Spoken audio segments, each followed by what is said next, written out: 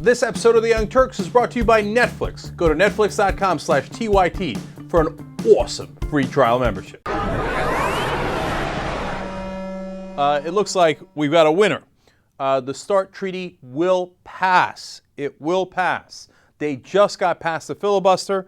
They need 2/3 of the Senate, not just 60, in order to ratify a treaty, but they will get it. It looks like 11 Republicans have crossed over on the filibuster vote, and even more might cross over for the actual vote itself to pass the treaty that we have with the Russians. This treaty will allow us to verify their nuclear programs, make sure there are no loose nukes, and it will reduce both our nukes and the Russian nukes down to 1,500. Every single foreign policy expert in the country, Republican and Democrat, was in favor of it.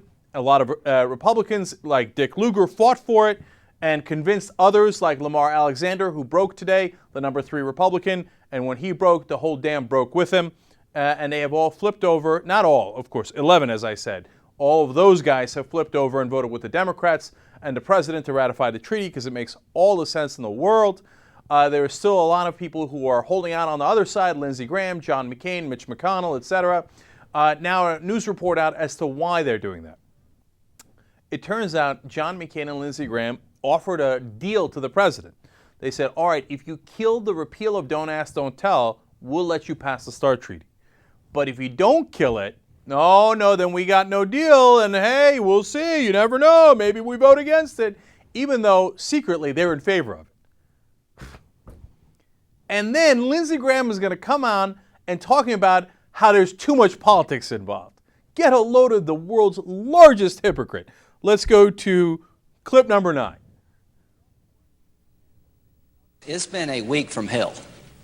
It's been a week where you're dealing with a lot of big issues, from taxes to funding the government to special interest politics, and I've had some time to think about START, but not a lot, and it's really wearing on the body. This is a major piece of legislation, and my good friend John Kerry, who I respect, I know you've tried to get this debate going in a way that we could find a conclusion that we all could vote and go home and explain to our constituents. Senator Kyle laid that way out. Unfortunately, everything you hoped to have happened from Wednesday to this Friday has, quite frankly, just been unacceptable to a serious debate on START. And here we are, the week before Christmas Eve, and we've talked about a lot of stuff, some important, some politics, and this is the first time I've really had the chance to talk about START. So I'm not blaming anybody, but please don't blame me that I've somehow just ignored START, because we've been pretty busy around here stopping some bad ideas, or at least trying to.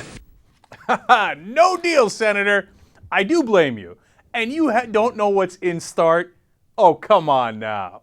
You got to find something better than that. But you know we've won when you've got Republicans backpedaling. When you got a Republican saying, oh, don't blame me, it wasn't me, oh, I haven't had time to read it, and what am I going to do? I was fighting so hard to kill all of your other proposals that I didn't have time to try to kill this one effectively, so I don't really have a good argument. Oh, that's not going to fly, man, and he's done. Look, not only did Republicans like Lisa Murkowski and Bob Bennett vote against this, now remember they had Tea Party challengers, right? And so they're like, okay, well, I'm going to go to the center, so you right-wingers can do whatever you like. Bob Bennett already lost, and Murkowski already beat her Tea Party challenger.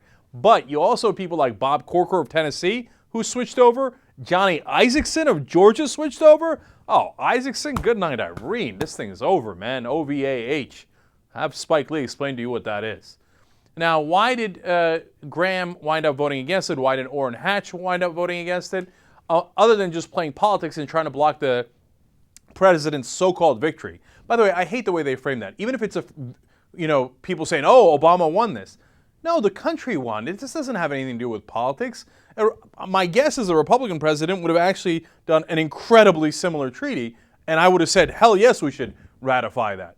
And I don't ever remember being against the treaty that Bush signed. And you know how much I didn't like Bush, but I thought he did a very good treaty with Libya, and I thought he did a pretty good treaty with North Korea, believe it or not. And I gave him credit every time for it. Get a load of Netflix. They deliver the movie to your house, no late charges, free shipping. You can watch thousands of movies or TV shows straight on your PC or on your television through a gaming console. Netflix.com/TYT. Free trial membership. You get Netflix all over you.